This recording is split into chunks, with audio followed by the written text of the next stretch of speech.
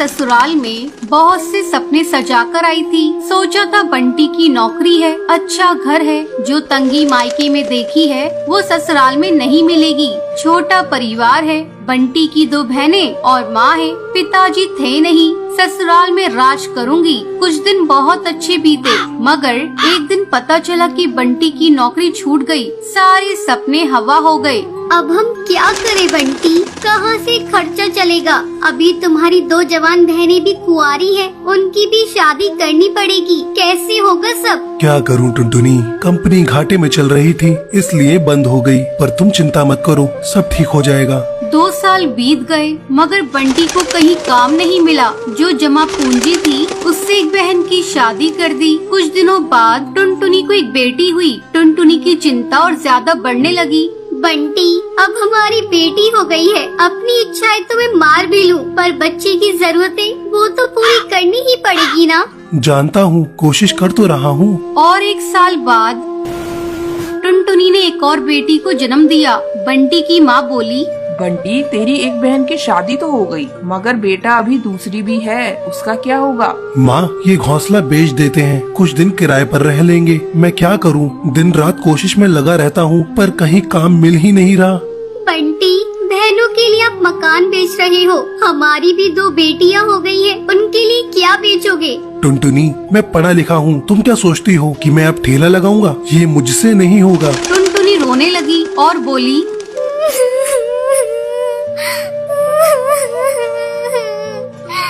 तो क्या मैं अपने बच्चों के लिए 10 रुपए के अनाज के लिए भी तरसती रहूं? दोनों बच्चियां दाने के लिए रोती रहती हैं। क्या पानी से उनका पेट भरती रहूं? जब तक कोई नौकरी नहीं मिलती तब तक तो कुछ कर ही सकते हो, या मुझे ही काम करना पड़ेगा?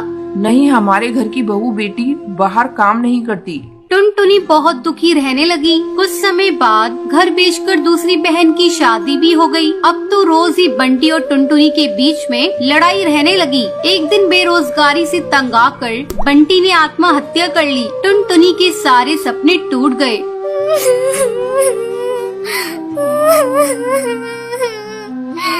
मैं बिल्कुल अकेली हो गई हूँ। अब जिम्मेदारी टुनटुनी के सर पर थी। बूढ़ी सास, अपनी 2 बेटियां और घोंसले का किराया। कुछ आसपास के पक्षी गरीब समझकर बच्चियों को पुराने कपड़े और खाना देकर मदद कर दिया करते थे। टुनटुनी अपनी सास से बोली, माँ, 2 महीने गुजर गए, जो घर का पैसा बचा था वो सब खर्च हो गया। अब मुझे ही कोई काम करना पड़ेगा। जिस गरीबी में हमारे दिन कट रहे हैं, मैं नहीं चाहती कि मेरी बच्चियां भी गरीबी में दिन गुजारे। मगर तू करेगी क्या बहू? अपना कुछ काम करने के लिए पैसे भी तो चाहिए। कोई बात नहीं माँ, कोई तो मदद कर ही देगा। टुनटुनी ने सब रिश्तेदारों से मदद मांगी, पर किसी ने कोई मदद नहीं की। सब ये सोचते थे कि ये इतनी गरीब है, कहाँ से चुकाएगी। मायके से भी किसी तरह की कोई मदद नहीं मिली। टुनटुनी निराश हो गई और दुखी होकर रोने लगी।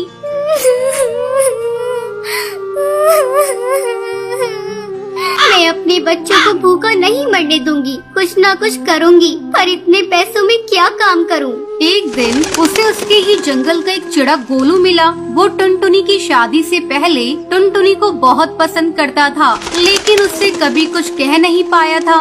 अरे टुनटुनी, कैसी हो तुम? और यहाँ कैसे? और ये क्या हाल बना रखा है तुमने अपना? गोलू, मैं ठीक हूँ, यहाँ पास में ही मैं किराए पर रहती हूँ। मगर पति तो नौकरी करते थे, फिर किराए पर कैसे?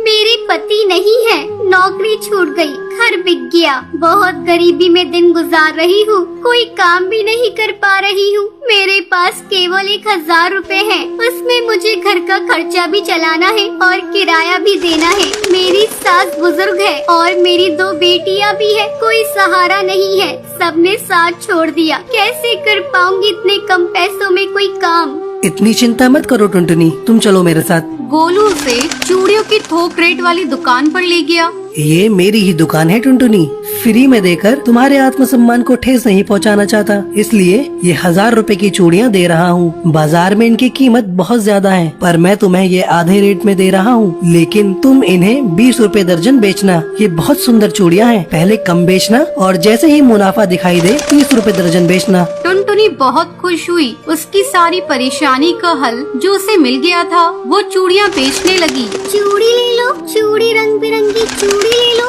सुहागों वाली चूड़ी ले लो।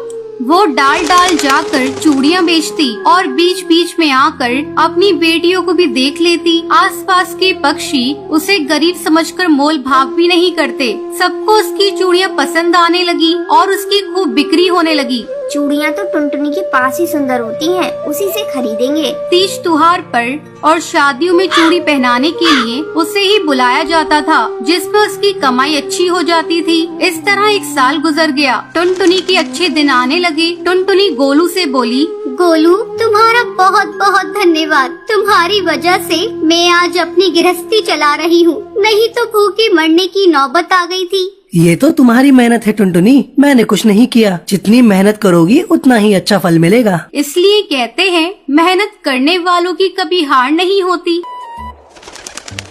बंटी कबूतर की बीवी टुनटुनी की हाइट काफी छोटी थी। वो इतनी नाटी थी, जंगल के पक्षी उसका कई बार मजाक बनाते थे। टुनटुनी, तेरे लिए तो मुझे किचन में टेबल रखना पड़ेगा। माँ जी, इतनी भी नाटी नहीं हूँ मैं, और हाँ, हील्स पहनकर तो आपकी जितनी आ जाती हूँ। अरे, तेरे पापा ने महंगी मोटर का लालच दे दिया, वरना तो मेरे बेटे के लिए ये लंबी लंबी चिड़ियों की लाइनें लगी थी। क्या बताऊँ तुझे, कटरीना फेल थी उनके सामने।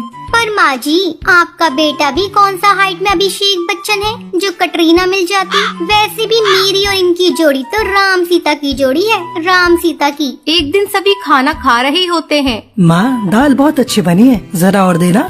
रुको जी, मैं लेकर आती हूँ, किचन में है, वैसे भी मैं खड़ी ही हूँ। ये सुनकर सास हंसने लगती है।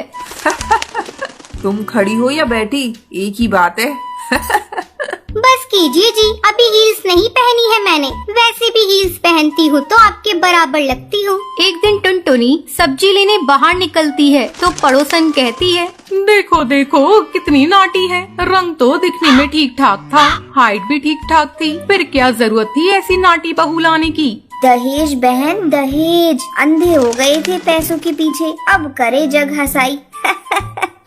दोनों की बात टुनटुनी सुन लेती है और उसे बहुत गुस्सा आ जाता है। आंटी जी, एक बात बताओ, मेरे पापा के पास पैसे हैं, उनको अच्छी लड़की की तलाश थी, ये पसंद आए और शादी हो गई। इसमें मेरा क्या कसूर, ये जो आप लोग मुझे सुना रही हैं? अरे नहीं नहीं टुनटुनी, हम तो तेरी सास की बात कर रही थी। कितनी लालची औरत है। देखिए, वो लालची नहीं है, पर उनके कुछ शौक है जो वो अपने बेटे से पूरा करवाना चाहती है। और देखा जाए तो उसमें उनकी गलती भी क्या है भला। और इन्होंने मुझसे शादी की है तो जरूर कुछ न कुछ अच्छाई नजर आई ही होगी ना। और अब ना मैं आपकी बहू हूँ और ना ही आपके रिश्तेदारों को मुझसे मिलना है। फिर ये बात समझ नहीं आई कि आप इतना परेशान क्यों हो रही हैं। ये बोलकर टुनटुनी वहाँ से निकल जाती है। टुनटुनी, चलो जल्दी से तैयार हो जाओ, हम लोगों को पार्टी में जाना है। टुनटुनी तैयार होकर पार्टी में जाती है, जहाँ बंटी का दोस्त उससे कहता है, अरे बंटी, तू कितना लकी है यार, तेरी बीवी की हाइट इतनी कम है कि तुझे बच्चे की जरूरत ही नहीं,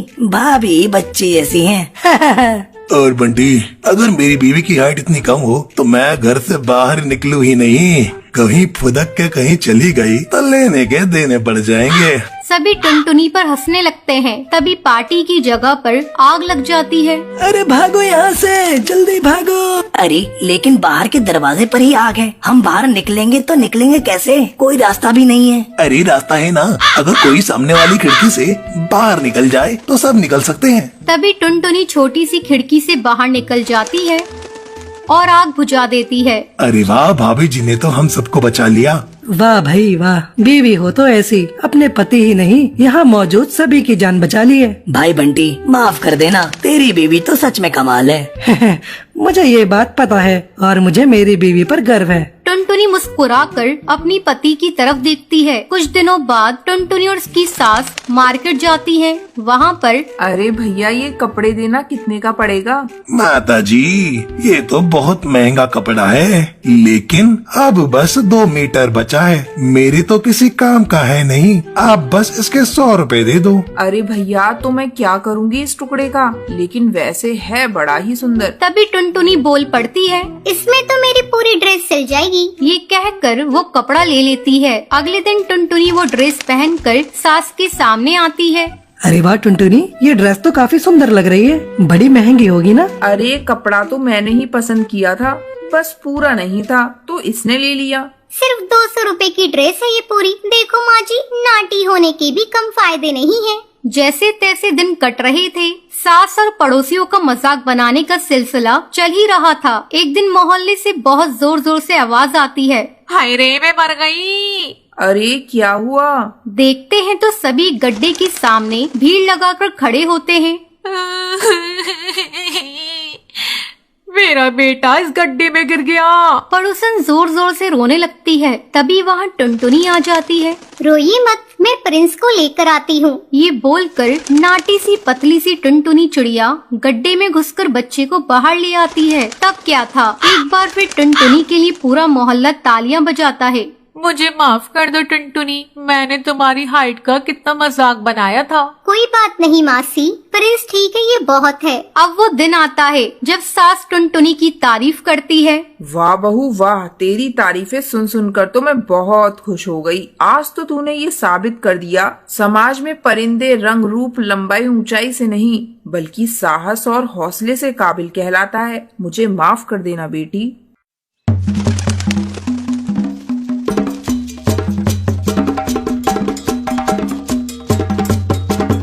बहुत समय पहले की बात है। चंपकवन जंगल में भूरी नाम की चिड़िया रहा करती थी। उसके माँ बाप उससे बहुत नफरत किया करते थे क्योंकि वो काली थी। एक सुबह, भूरी, तू मेरे सामने सुबह सुबह मत आया कर, बिल्कुल चुड़ैल लगती है। कम वक्त पूरा दिन मेरा खराब कर देती है। माँ, मुझे जोरों की भूख लगी है, इसलिए मैं किचन में आई हूँ। चल भाग यहाँ से अपने घोंसले में। जिस खाने पर तेरी नजर जाएगी वो सब राख हो जाएगा। जब सभी लोग खा लेंगे तब मैं तुझे बुला लूंगी। माँ तो मुझे इतना डांटती रहती हो और पिंकी को तो बहुत प्यार करती हो। खबरदार, जो तूने पिंकी से अपनी बराबरी की तो उसका रंग देख, गुलाब जैसा गुलाबी है और तू तो बिल्कुल कोयले जैसी काली है। तुझे देखते ही मुझे उल्टियाँ आने लगती हैं।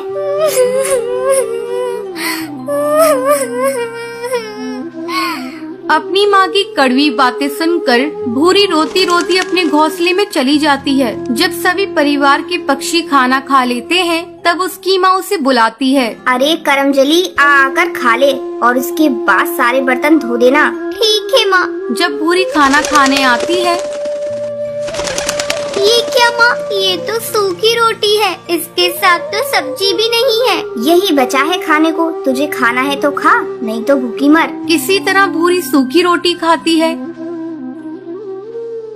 एक दिन भूरी के पिता जंगल में काम पर जा रहे होते हैं। तब भूरी आकर अपने पिता से कहती है, पापा, मेरी सैंडल टूट गई है, मेरे लिए नई सैंडल ला दो ना। अरे भाग्यवान, कहाँ हो तुम? जल्दी हटाओ इस काली लड़की को मेरे आंखों के सामने से। सुबह सुबह इसका चेहरा देख लिया, अब पता नहीं मेरा आज का दिन कैसा गुजरेगा।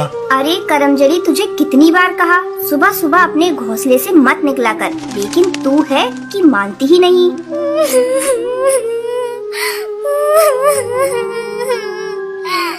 मैं इतनी बुरी हूँ तो मैं ये घर छोड़कर चली जा रही हूँ। हाँ हाँ, चली जा, तेरे चले जाने से यहाँ किसी को फर्क नहीं पड़ेगा। कम से कम तुझसे पीछा तो छूट जाएगा। माँ, मैं भी तुम्हारी बेटी हूँ, तुम इस तरह मेरे साथ क्यों बर्ताव कर रही हो? देखना, एक दिन तुम्हें इसी बेटी पर गर्व होगा। इतना कहकर भूरी घर छोड़कर चली जाती है। भूरी भटकती भटकती पास के एक जंगल में पहुंचती है। धूप के कारण उसके नंगे पैर में छाले पड़ जाते हैं।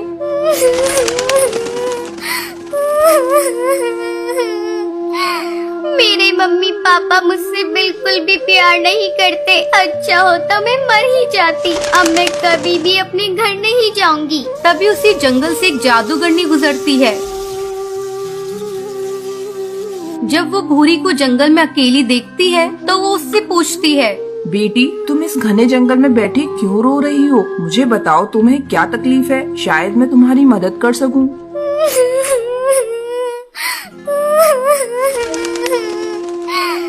जादूगरनी, ये देखो, मेरे पैरों में छाले पड़ गए हैं। मेरे मम्मी पापा मुझसे बिल्कुल भी प्यार नहीं करते, इसलिए मैं अपना घर छोड़कर यहाँ आई हूँ। ये सब मेरे काले रंग से नफरत करते हैं।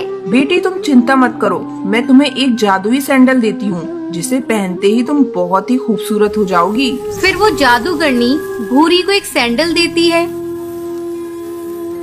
बेटी ये सैंडल इसे पहन लो और अपने घर वापस चली जाओ। जैसे ही भूरी सैंडल को पहनती है वो खूबसूरत हो जाती है।